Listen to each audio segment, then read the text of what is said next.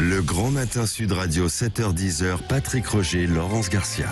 Allez, à 8h18 sur Sud Radio, c'est l'heure du petit déjeuner politique avec notre invitée ce matin, Nathalie Arthaud, candidate de lutte ouvrière à l'élection présidentielle. Bonjour.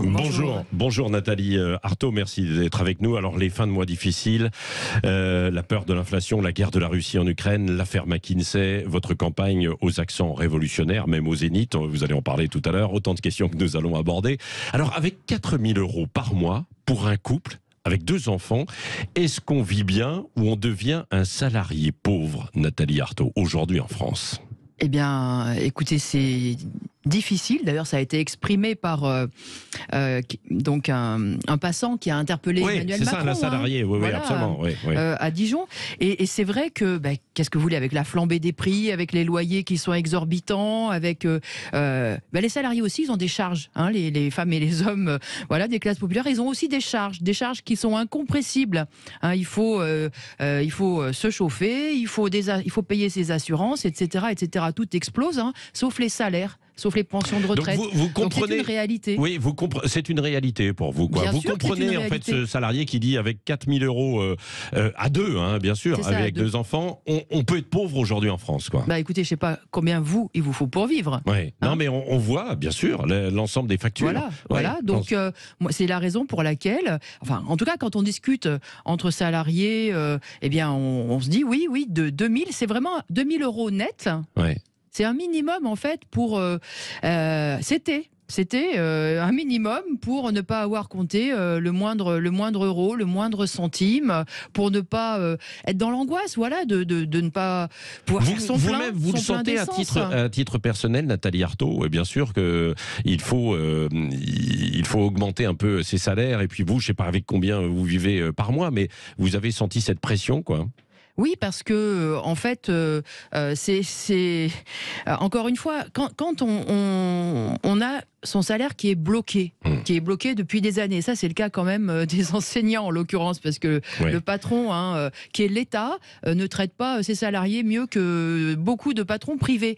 Donc, on voit qu'on s'appauvrit. On voit que, relativement à toutes les richesses qu'il peut y avoir dans la société, les dépenses auxquelles on est confronté, on a moins de possibilités. Donc, moi, clairement, je pense qu'il faut, quand on est salarié, dire ce dont on a besoin, et il faut même affirmer cette idée qu'une société normalement constituée, elle devrait d'abord répondre aux besoins et aux intérêts des classes laborieuses, c'est-à-dire de tous ceux qui bossent, de tous ceux qui la font fructifier, et tous ceux qui ensuite, bien sûr, sont à la retraite ou sont invalides parce qu'ils ont laissé leur santé au boulot, etc., etc. Mais elle devrait d'abord répondre aux besoins des femmes et des hommes des classes populaires plutôt qu'à accumuler des milliards et des milliards à un pôle dans les coffres forts des grandes fortunes comme on le voit aujourd'hui. Oui. Les mesures d'Emmanuel Macron pour préserver le pouvoir d'achat face à cette inflation, il y a les 18 centimes par exemple d'euros là, sur l'essence, tout ça ce n'est pas suffisant ou est-ce que ça va quand même dans le bon sens ? Non, ce n'est pas suffisant parce que l'essence elle flambe depuis déjà plusieurs mois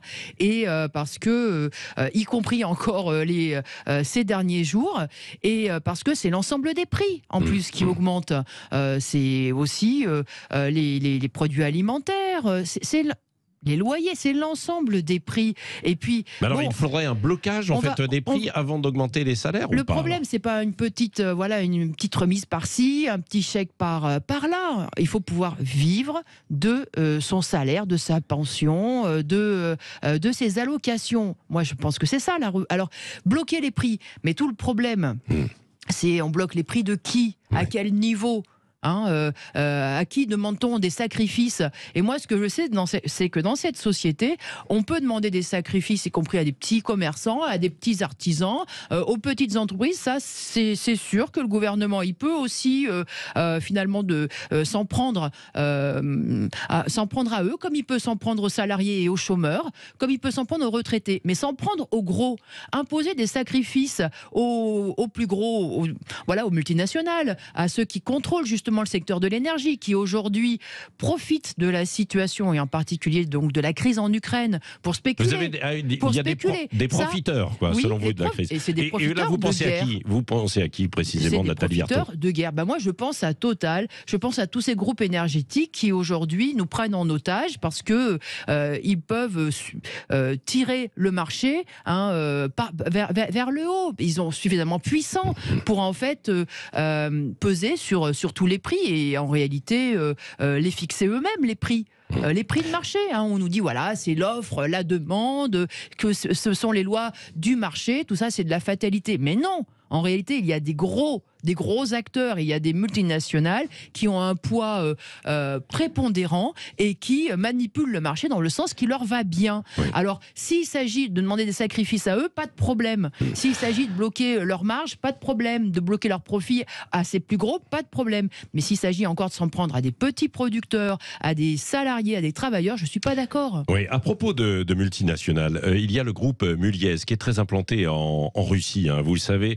Muliez qui n'a pas complètement suspendu ses activités là-bas, sauf finalement on a appris hier que Decathlon suspend l'activité de ses 60 magasins en Russie, faute d'approvisionnement notamment.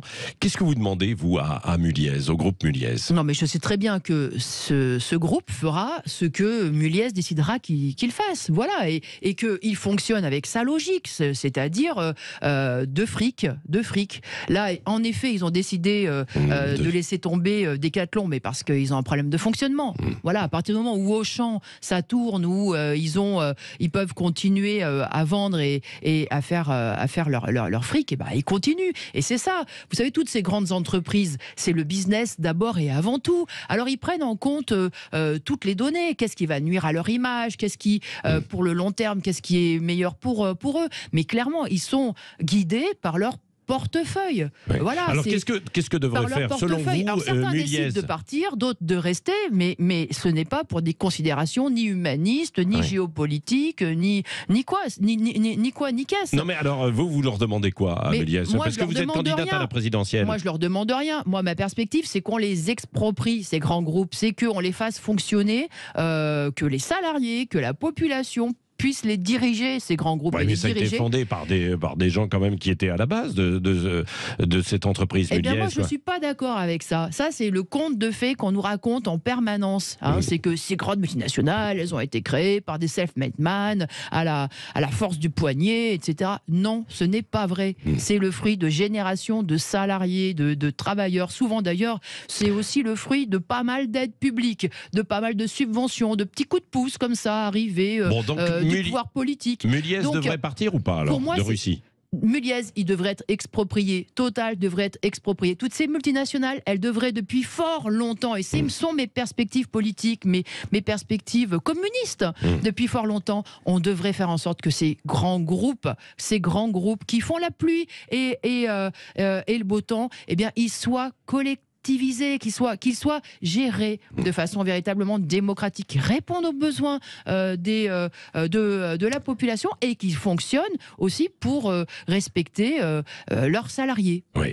À propos évidemment d'argent aussi, il y a l'affaire McKinsey qui continue et une autre affaire sur les réseaux sociaux avec un documentaire inédit d'Emmanuel Macron qui détiendrait de l'argent là, dans un trust basé à l'étranger. Je ne sais pas si vous avez vu ce documentaire hier sur les réseaux sociaux. Pour en rester quand même à McKinsey, est-ce que vous pensez qu'il faudrait l'ouverture d'une enquête ?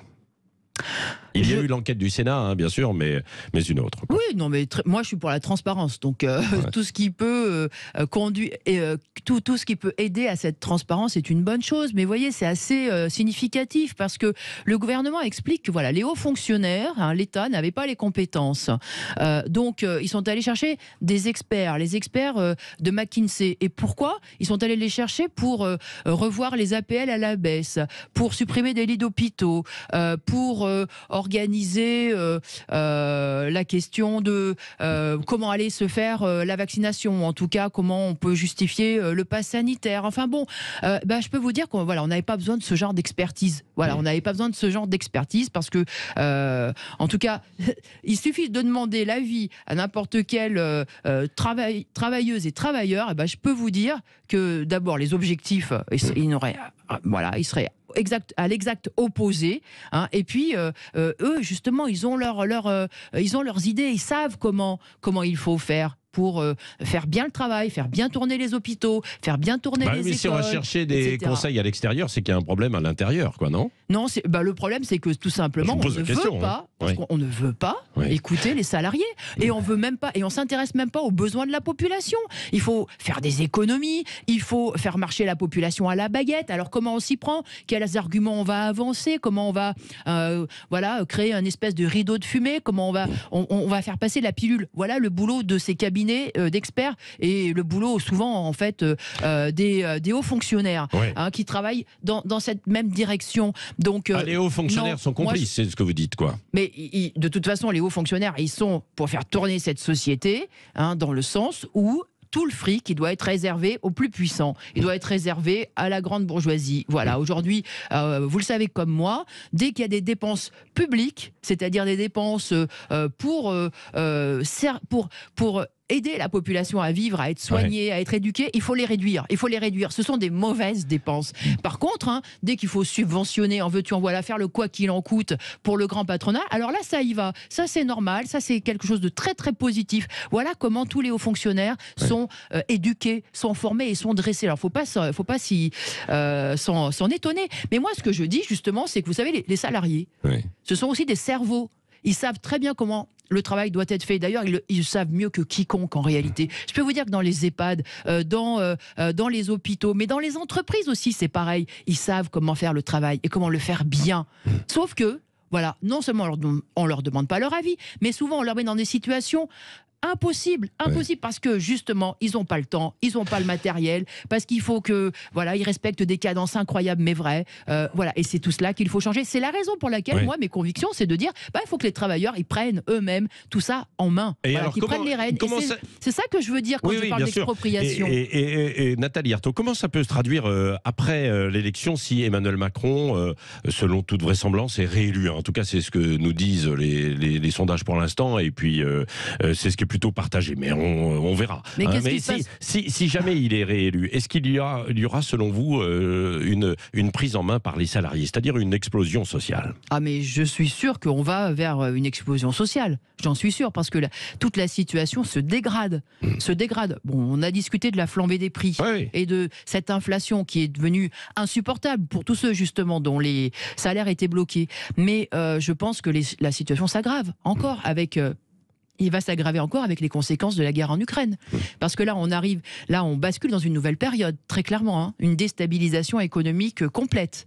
C'est une tension sur l'énergie, mais pas seulement, sur l'alimentaire aussi. Ce sont des marchés qui vont être stoppés, des perspectives de profit, de développement qui sont arrêtées net. Vous avez un certain nombre d'entreprises en France qui déjà sont au ralenti, parce qu'elles manquent de matières premières venant d'Ukraine ou venant de Russie, voire arrêtées. Je peux vous dire que pour déjà des dizaines de milliers d'ouvriers, de salariés, techniciens, ils rebasculent dans l'angoisse du chômage partiel, et en se disant mais ça va redémarrer un jour, est-ce que la boîte va redémarrer un jour ? Et pourtant, il y a des secteurs où on recrute beaucoup, quoi. C'est ça qui est assez paradoxal, mais ça ne va pas durer, c'est ce que vous dites. La réalité, écoutez, le gouvernement lui-même, vous écoutez Bruno Le Maire. Bruno Le Maire nous a dit que ce qu'on était en train de subir, c'était un choc de l'ampleur du choc pétrolier de 1973. C'est pas moi qui l'invente, c'est pas moi qui noircis le tableau. Donc il y aura des grèves, vous invitez les gens à sortir dans la rue. Emmanuel Macron a dit, il y aura moins de croissance, il y aura plus d'inflation. Donc tout est en train, effectivement, de se dégrader. Et en plus, c'est très facile à comprendre. À chaque fois qu'il y a des crises et qu'il y a des guerres, qui le paye ? C'est les petites gens. Donc oui, face à ça, moi je suis convaincu qu'il y aura des réactions, il y aura des explosions de colère, des explosions sociales, et moi ce que j'espère, c'est qu'elles parviendront à inverser le rapport de force et à faire que les sacrifices, on les impose à ceux qui ont du fric plein les poches. Un dernier mot, Nathalie Arthaud. La semaine prochaine, vous serez en meeting au Zénith, je crois. Alors c'est dimanche 3 avril. Je fais effectivement un meeting au Zénith à Paris. Vous allez chanter la Marseillaise à 15h. Ah non, on chantera à l'International. Ah voilà, ça j'allais vous poser la question. L'International, le chant des travailleurs de tous les pays, justement pour leur émancipation. l'émancipation, pour le changement complet de cette société, parce que c'est ça l'international. L'international, c'est un programme politique pour les travailleurs, en fait. C'est le programme de dire, cette société capitaliste, elle nous plonge dans les crises, elle nous plonge dans les guerres, elle condamne la planète, et elle nous condamne à l'exploitation quand on est salarié. Donc quand on est salarié, eh bien on n'est rien dans cette société capitaliste, mais on peut devenir tout si on se bat. Bon, et si pas on de se met Marseillaise. debout. Donc voilà l'international. Oui, l'international. Merci Nathalie Arthaud, candidate Merci. de lutte ouvrière à l'élection présidentielle.